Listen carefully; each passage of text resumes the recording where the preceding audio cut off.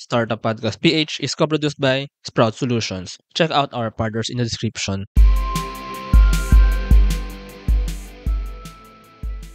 Startup Podcast PH is at CDO Bytes and we're interviewing Cagayan de Oro-based startups. In this episode, we have John Ligutan, founder and CEO at Perati, empowering cooperatives, connecting communities. Hello, John. Welcome to Hello Startup po. Podcast PH. Kamusta? Okay lang ba? Busog.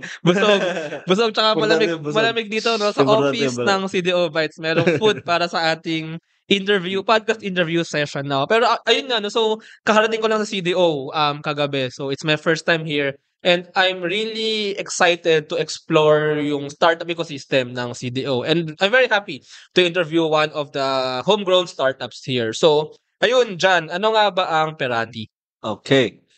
Ang Pirati ay isang tech enabler by and for transport cooperatives. Oh, transport cooperatives. So basically, you're helping them adapt to technology. Yes. Pag-usapan muna natin itong transport cooperatives. Okay. So ano nga ba to? Sino nga ba sila at ano nga ba ang ginagawa nila sa CDO or sa lipunan? Okay. Yung transport cooperatives pala ay nabuo dahil merong yung mga mayayaman na nag-invest, gumawa ng transport cooperatives. Meron din yung mga chopper natin sa mga jeepney drivers. So, bumuo sila ng transport cooperatives para maaprobahan sila para makapagbiyahe. Mhm. So, yung mga transport cooperatives na target namin ay meron silang mga jeepney, yung mga modern buses, modern minibus. So ayun, actually naglalakad ako kanina from galing sa aking tinutulayan dito sa doon, papunta dito sa USTP ano. Iba-iba yung mga ano may jeep, yung jeep, yung normal Filipino jeep. Ano, then meron na ngayong modern. Apo. And then merong tricycle din dito. Tricycle ba yun? Yung parang maliit na jeep? Yung parang Motorella ba tawag doon? Multicab. Ay, multicab pala, ata. Yung parang kasya 4 or 6 sa likod. Parang medyo kasya 4. Tapos meron din yung mga pedicab. Yung depa-jack. Ayan, so diverse ang mga ano dito no, transportation. Pero sige, ano ba ang cooperative? At bakit siya gustong gawin bakit siya itinayok ng mga transport providers, ng mga jeep, ng mga modern jeep? Ano ba parang, I mean, hindi ba pwedeng walang cooperative? Bakit may cooperative? Okay. Yun kasing franchise ni LTFRB, kailangan mo i-register. It's either private ka or transport cooperative. Okay, ayun. So, pag private yun. Pero pag yung namamasada ng mga kailangan mong i-register sa LTFRB, so kailangan under cooperative. Yes po. And then, now they're adapting technology. So bakit nga ba nila in the first place kailangan ng technology and how do you enable them talaga sa Perati? Okay. Dahil po doon sa modernization na programa ni so meron na silang minibus pero yung management nila is hard to keep up sa pag-scale ng bus operations nila. So yun nga kahit sa old na traditional jeepney kahit din sa modern meron pa din yung meron pa ding mga ano ba tawag doon? Dayaan. Kumbaga, dayaan sa kanilang management. So, yun yung main na problem nila ngayon. But yung first talaga na engage namin sa kanila is yung management system, yung pag-track. I think kahapon or nalalaman ko ano talaga yung tawag, treasurer's report pala yun. Yung mga finances nila. So, para mas streamline yung pag-report, galing sa end nung shift ng bus. So, i-upload nila yun sa system and then they will have reports, analytics din. So, parang ganun. Departure. Just to be clear, so, these are for transport cooperatives, for yung mga modern jeeps, tama ba? Ang Perati. So, yung mga parang minibus na siya. So, sige, let's talk about parang ano yung totality ng ginagawa ng mga ninyo rin as an enabler of this cooperative.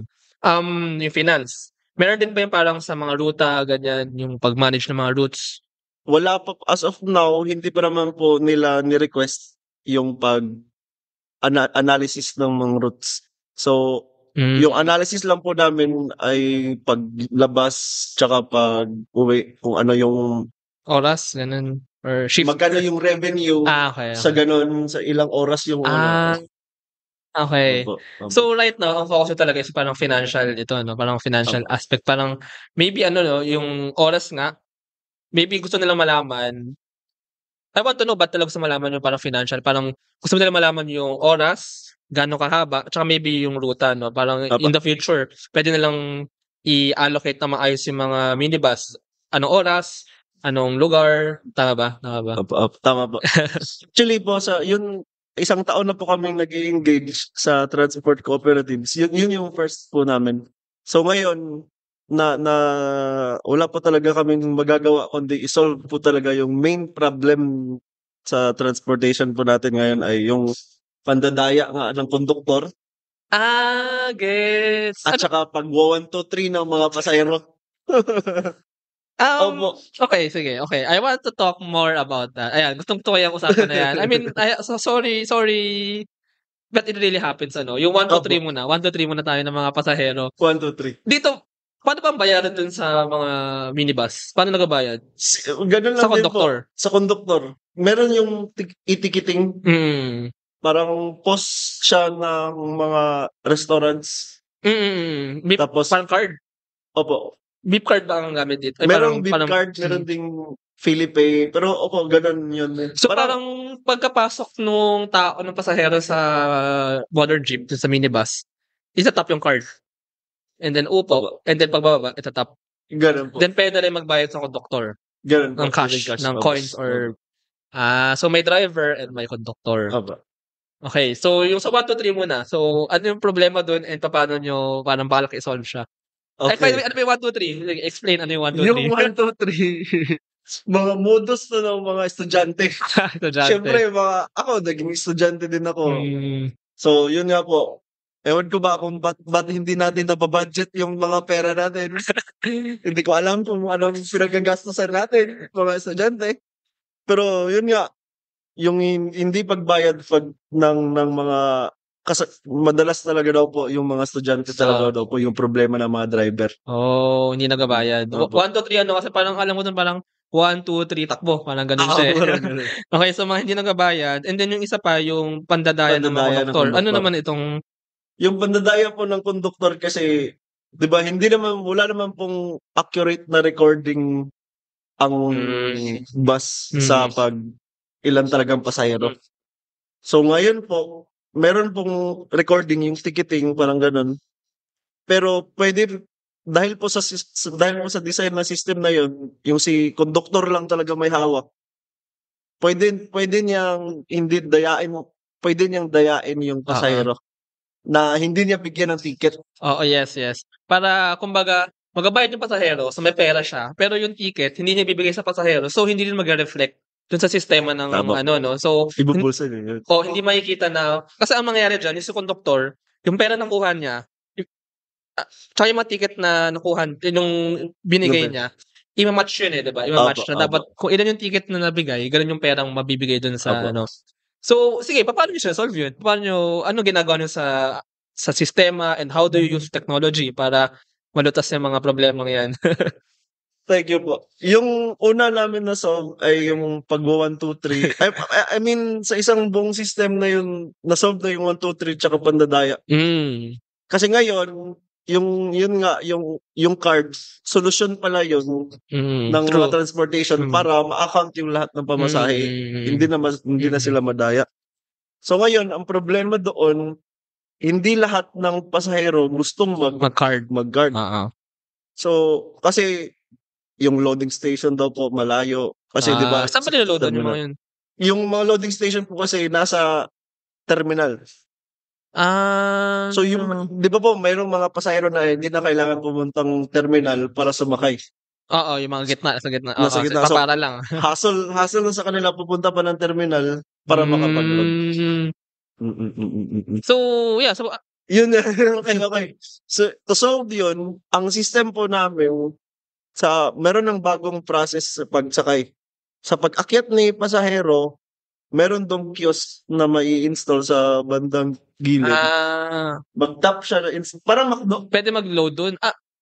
Yung mga yung mga self-service kiosk ng Yes McDo. po. So instead po mag-order ka ng french fries, mag-order ka ng destination mo. Ilan yung pasahero na kasama mo. Opo. So, I think ito yung pinaka-main na key difference namin. Kasi instead na nasa, 'di ba yung self-service kiosk, nandun yung kung saan ka magtatap, ay magtatap nga, doon din lalabas yung ticket. So yung sa amin po, yung ticket nasa driver. Okay. So, paano namin nasa-solve yung pag 1, 2, 3? So pagpapara ka po, akyat mo, magtatap ka talaga, required na magtap ka. Si pasahero ang magtap, hindi si conductor. Okay. So, meaning, pag may aakyat, may lalabas na ticket. Kung walang lalabas na ticket, dalawa lang pwede. Hindi ka nagtap o walang laman yung thermal ticket. So, makikita ng driver agad, no? Kung nagbayad ka, kung nagtap ka, or hindi. Galing. So, yun pala yun. So, yung ticket, yung parang yung resibo na babayaran niya. Okay. So, yun yung isip ko kasi ang isip ko nga parang instinct, no? Parang isipin mo para maiwasan yung 1, 2, 3. May camera. I mean, may Pero tama yan. I mean, makikita ng driver. Kasi pag hindi lumabas yung ticket sa kanya, yung parang resibo sa kanya, ibig sabihin, hindi pa nagtatap, hindi pa nagabayad, hindi pababain niya, paalisan niya or something, no? So, how about naman sa conductor, yung parang pandadayan ng conductor? Yun po, yung required po na si commuter ang mag-tap, doon po sa bagay, yun na rin yun. Kasi lahat ng tap, may resibo na andun sa system, tsaka makikita ng driver. So, ma-check ng driver, ma-audit niya as the driver, tsaka andun na sa parang information system Pero itong mga resibo na to, di ba parang may information system nga to, no? So yung information system ng mga jeep, so interconnected yan na parang may access dyan ang cooperative. Tama ba yun? Hindi po siya, yung request po nila,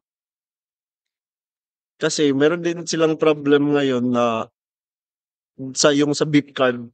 Merong issue sa beep card na hindi daw makapagbigay si beep card ng proceeds ng cooperative on time. So, 'di ba po, yung beep card na yun, connected yun sa banks. So, online po yun.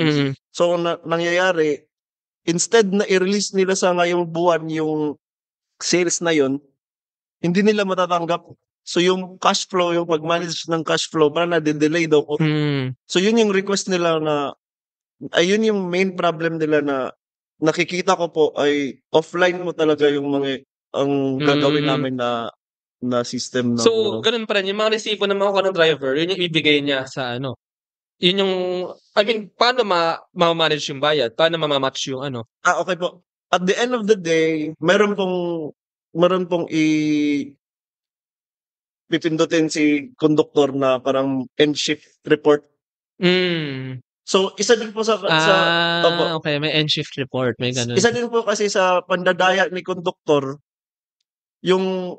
ngayon po kasi sa beep tsaka sa Philippine, yung mga existing po na meron silang report, makikita mo doon kung magkano lahat yung kita nila. So, ngayon, makikita po nila sa yung cash tsaka yung total. So, pag sumobra yung cash, kukunin nila yun. So, yung ginawa po namin, yung end shift report, in-encrypt po namin yung data, nilagay namin sa QR. Pagkalagay po doon, pagkabigay po, pagka-surrender ng cash, tsaka ng QR code, doon i-match. Isa-scan lang po nila, tapos ma-upload na po yun on. Is payroll processing taking too much of your time? Introducing Sprout Payroll Starter. For as low as 5,000 pesos per month, you get a team of experts to help you with your payroll and HR needs. We'll help compute and process payroll, handle all your government compliance requirements, and automate timekeeping. Leave the payroll to us so you can focus on growing your business. Enjoy peace of mind with Sprout Payroll Starter. Okay, galing, galing, Opo, opo, galing. opo. Amazing. Ayan, yan yung mga magagandang ano 'no, magagandang gamit ng technology ano. Ang dami niyang I mean, minsan kasi parang ano, eh, parang iniisip natin 'pag technology super complex ganyan, pero this is an example na it solves a problem na importante. Tsaka I mean, not to ano, pero it's actually straightforward. Very straightforward yung solution dun sa nangyayaring problema dun sa mga transport cooperatives. Later, I want to ask more about yung parang ano 'no, parang sabi mo may ano pa dito, yung analytics na possible, eh. Pero puntahan muna natin ang story behind. Paano nga ba nagsimula ang Okay. Perati as a startup? Sige, so can you introduce more of your background and paano ka napunta into doing technology and providing them to these transport cooperatives? Okay po. So, nagsimula po lahat noong mama ko po. Nagreklamo po si mama na sabi niya na yung passbook sa cooperatives, sabi niya nagreklamo siya na bakit daw yung ibang cooperatives printed na, yung iba sinusulat pa.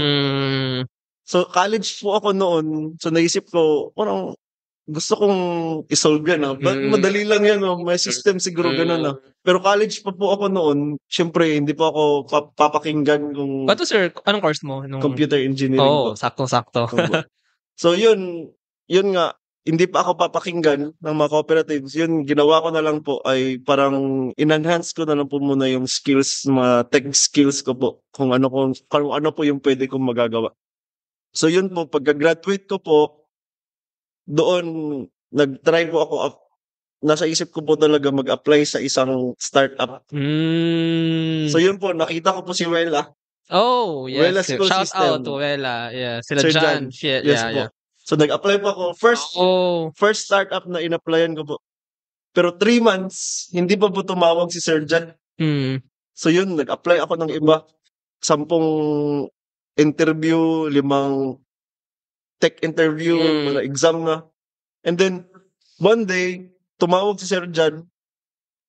Next week, ngayong Monday, meron training, diretso na.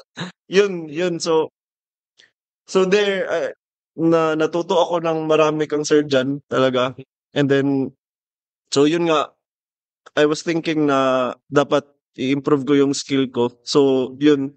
And then, parang 2 years mahigit, na-promote ako, binigyan ako Sa ng Wela. startup ni Sir Jan. Ganun. Skillings, opo. Oh. Ginawa niya po akong CTO doon. At saka co-founder doon. Oh. Yan. And then, fast forward po sa cooperatives, yung sabi ko ng nanay ko na merong ganun yung problema nila. So yung ginawa ko po, pumunta kami ng cooperatives. Pero sabi po doon, yung mga finance cooperatives po yung pautang lang po. Sabi po doon, meron na pala silang madaming providers. So parang talamak na. So yun yung ginawa po namin. Sinabi po nila na doon pumunta kayo sa transport cooperatives. Traditional pa sila. Okay. Yun doon. Okay, that's very ang ganda ng story na yun. Pero parang student ka pa lang, you're really interested na into tech, into solving problems using tech, and then naghanap ka ng startup kasi gusto mo nga talaga yung ganung scene, no? Yung may tech, may ano. And then napunta ka kay Wela, of course, shout out kay Jan of isa yan sa mga no, parang pinakaunang startup na rin talaga nag-flourish here in CDO. Yes. Based in CDO, and actually, they flourished all over the Philippines and even abroad, And actually, ang ganda ng ginagawa din nila doon na they do more startups and they get people like you na mag-act as parang co-founder, CEO doon sa mga startups na yun. But parang medyo connected din ng mga ginagawa nila eh. Parang all na parang yung mga digital tech back-end ng mga common na, for example, si Wela sa schools. Yung isa pa si Kahiro sa mga retail POS. And then ito parang sa transport. Napunta ko sa transport. Before, basta cooperatives. Then napunta ko sa transport cooperatives. So, how did you, si Perati naman itself, how did you parang start the brand? How did you create the organization? How did you form the team behind? So, paano naman siya na-build yung si Perati as a startup? So, yun po, na alam ko po na magaling ako sa tech. Pero hindi po ako marunong magbenta. So yun nga, nalaman ko yung mga pamangkin ko po na nagbebenta siya ng yung mga Lemon Square products, parang gano'n.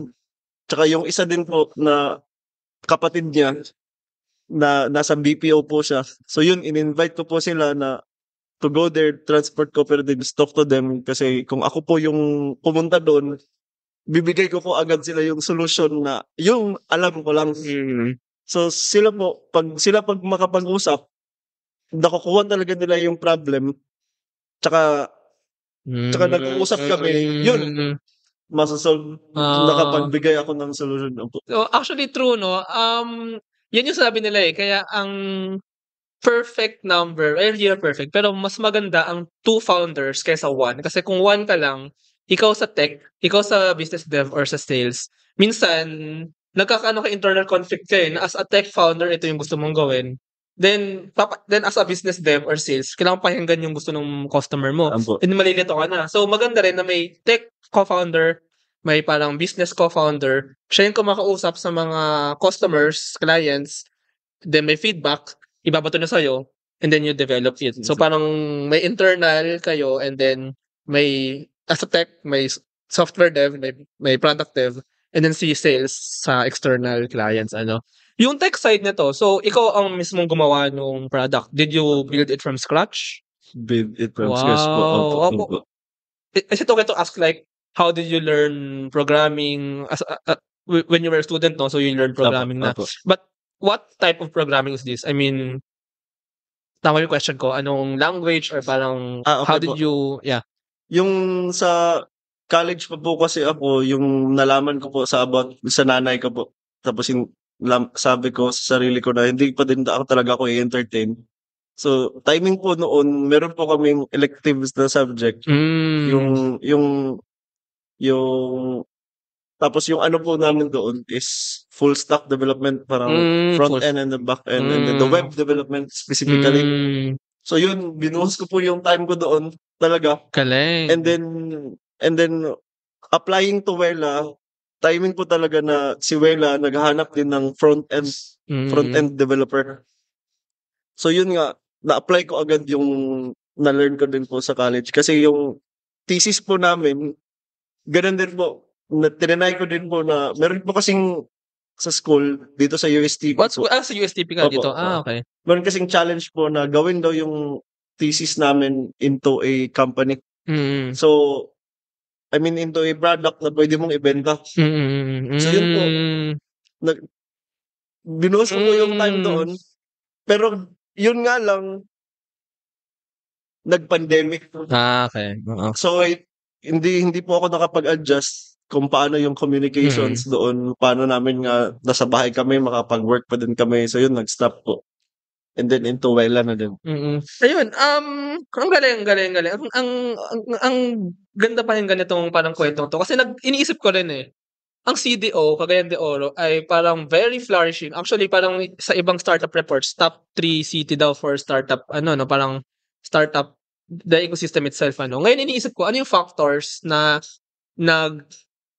bakit mataas ang isang city in terms of that, Iniisip ko, possibly one, ang laking role ng mga schools na hindi lang siya school na nag-produce ng, for example, engineers na magtatrabaho sa kung anong company. Ang ganda ng schools na like USTP, shout out natin si USTP, na nagtuturo ng engineering pero very much connected into making it as a business, parang technopreneurship nga, parang and talaga practical on the, parang it really trains the students to pero isa pang side nito, well, may dalawa pang side. Isa pang side yung mga parang business people na established na like sila Wela, that they also help the ecosystem grow pa further, So, kailangan din na ganun. And isa pa, and this is what I want to ask, yung parang consumer side.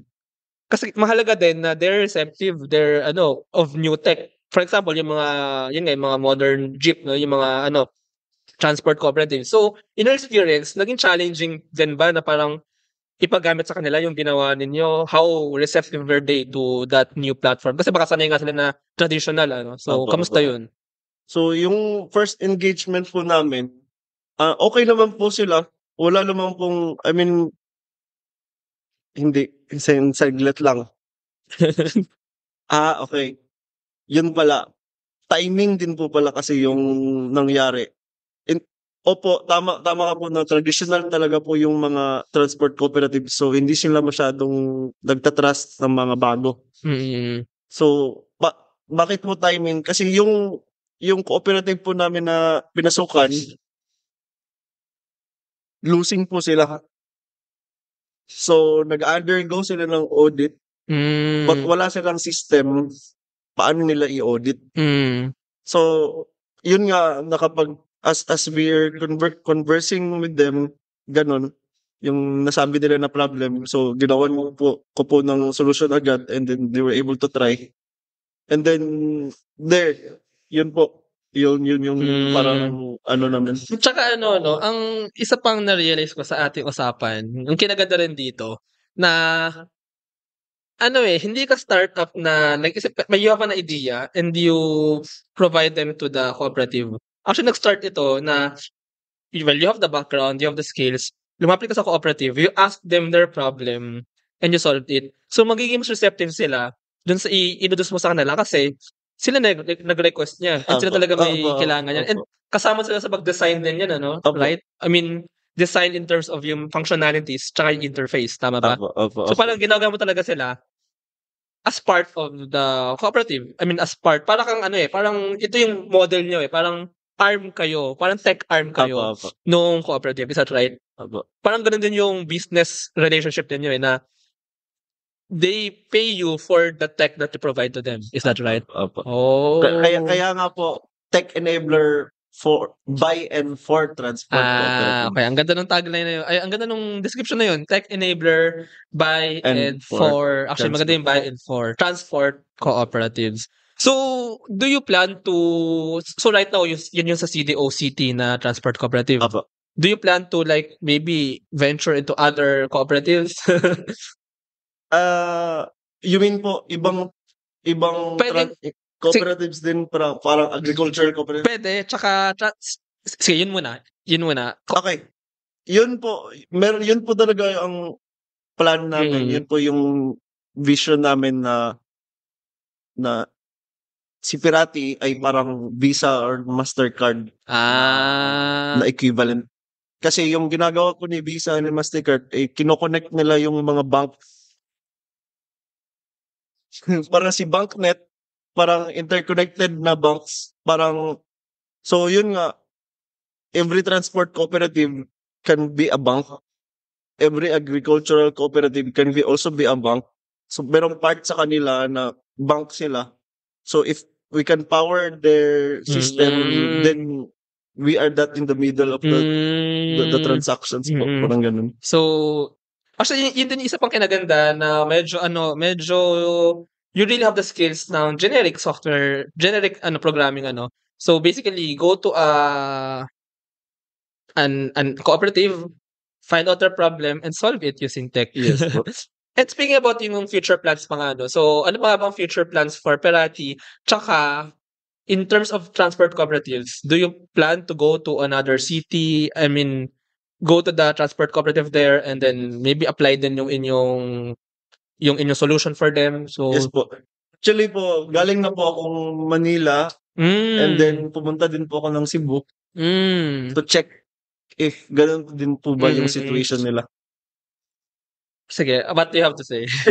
So, yun nga po, ganun din po yung situation nila. 1, 2, 3, pangpandadaya ng konduktor. Wala din pong reliable na AFCS provider. Yung AFCS, yung card po. Yun po yung mga problem nila and main issues nila. Yeah, commuter din ako sa Manila lalo na. And totoo yan. Akala ko dati masolve nung nag-modernize na ng jeep, may mga minibus na, then may beep card na. Akala ko masolve nun. I mean, hindi pa siya fully may mga loopholes pa rin Kasi pwede pa rin mag 1, 2, 3 actually kung talagang ayaw mo magbayad diba? Pero tsaka iniisip ko rin na buti binanggit mo, you went to Manila, to Cebu, and here in CDO. Nagtataka ako bakit kahit magkakaiba tayong isla, we suffer the same problems. And ang kinaganda nun, maybe just the one solution, the single solution can solve those different problems So, parang iniisip ko dito, yung problems na yan nag-arise through maybe culture tsaka yung previous system na jeep traditional. Pero yun yung kinaganda ng tech na if you do it in one city, baka pwede mo ring i-scale sa Tama, iba, right? tama Yan. po. So, Yun din po yung parang before po ako pumunta before po namin i-solve talaga yung AFCS, before kami parang yung solution po namin kasi na offline AFCS. So, before po namin sinimulan yun, pumunta po ako doon kung ibang transport cooperatives, ibang cities, kung problem po ba talaga nila yun. Opo. I think, oo. Pero ang kailangan yung sabayan dyan, yung modernization ng jeep. Kasi hindi pa naman lahat ng jeeps, kasi maraming city gumagamit pa rin ng mga lumang jeep Tama. as in, yung bayad pa, magpapasa ng pera, no? So, kasabay ng startup ninyo actually, yung pag-adapt ng mga transport providers ng ganong klaseng payment system din, ano? So, ayun. Pero basically, once mag-adapt na ng ganong modernization ang mga jeep, kayo ang lalapitan nila for the tech, for really no. Ayun, yung analytics side na parang exciting ito no, yung parang once maganda nga yun na for the cooperative na ito yung mga ruta ng mga jeep kasi meron ng information system they already have all the data na ito yung mga bayad, ito yung pwede nga na rin makita with what you said na ito yung dito sa Makay, dito yung destination no. So pwedeng i-optimize yung mga ruta, pwedeng i-optimize yung mga shifts ng mga jeep, ano oras na maganda. So yeah, what do you think of that and ano ba yung mga gusto niyong idagdag and gawin for these transport cooperatives? Yun po, yun talaga yung i-utilize namin yung card kung ano yung possible na. So first idea po namin, we're currently proposing this, we're currently finalizing this para i-propose namin sa transport cooperatives po. Di ba po yung main na problem na nagwa 1, 2, 3 mga estudyante? So isa po sa vision ni Perati is that yung cooperatives po, meron po silang sariling parang makapag-compete po sila sa competitor nila na bank. Kasi financial provider din naman si cooperative. Same din naman. Credit, yeah. So, yung main po namin, yung currently pina-finalize po namin ay yung mag-offer kami sa mga nanay ng credit card. Credit card. Parang tsaka microfinancing din. Microloans na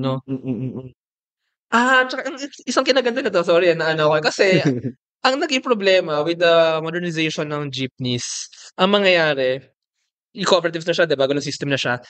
Kaya mahihirapan yung mga previous jeep owners kasi first of all, yung jeep nila syempre ma-phase out.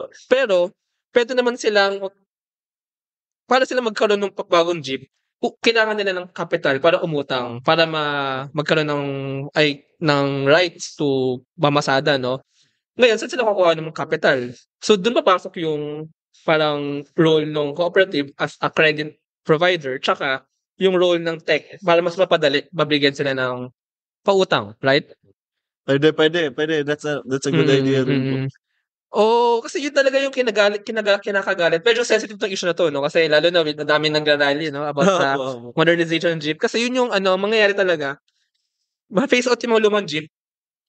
Yung mga jeepney drivers na yun, mahirapang kumuha ng panibagong jeep kasi wala silang pera. Kasi parang system yan, kailangan lang umutang dun sa, actually, hindi ko sure exact na, no? So, correct me if I'm wrong. Pero, basically, kailangan ng capital to start having a business. Yung business na yun, yung driving a jeep for that certain route, So, part din actually yan, yung credit providing. Pero, ayun, napakalaking nito, no? I mean, ang dami pwede mangyari kay Perati. So, do you see, parang really working with maybe DOT, Department of Transportation, or maybe LTFRB? So, nakalapit na ba kayo sa kanila to really, ganun kalaking scale yung Pwede, posible it's possible Yun pa, we're thinking about that nga na kasi isa din po yung yung problem po namin is the regulation if mag-offer kami ng AFCS na yung automated fare collection system. So maraming BSP pa na regulation, gano'n. So yung plan namin is that how can we avoid the regulations na if magagamit kasi kami ng bank, mag-BSP talaga kami na. Yeah, gets. So yung ginawa namin offline na, hindi na parang si cooperative talaga, gawin talaga namin siyang bank. Para yung regulations na ano namin is accounting na lang po. So, madali na lang naman po yan sa accounting, mga reports, mga madali yung security, mga ganun lang po naman. madali accounting side. Ang mahirap dito yung regulation pag may kailangan kayo i-comply na mga as a bank, kung bank, yung financing aspect. Pero, yeah, I mean, this is actually a bigger problem na kung I mean, what you're doing is very good, no? I mean, you're solving itong problem. And then, come to think of it, meron pa mas malaking problem na pwede nyo i-tackle, pero it's very much larger pa, no? Pero, I think it's possible once dumating kayo sa point na yun na parang really tech-enable kayo ng mga transport cooperatives. It's a possible direction for Perati, no? Ayun. So, final question, John. What keeps you driven in this startup journey? Okay. Parang tumayo po yung malayo. What keeps me driven? Actually po, dalawa. Yung una po, yung mga people po na nagtiwala po sa akin na so as I tackle each problem po ng aming startup naisip ko po talaga na why not work na lang ako, why not give up. So pero yung una talaga papasok sa isip ko, paano na yung mga tao na nagtiwala sa akin. So, it keeps me back on track talaga parati. So, I think with this system na always look back to the people na believe in you na you were there, you were about to parang mag-e-end na pero merong lalapit sa'yo tapos magbibigay sa'yo ng idea na direction and then because they believe in you. Yung pangalawa po, parang personal din po na experience dahil yung papa ko po na nag-business din po siya.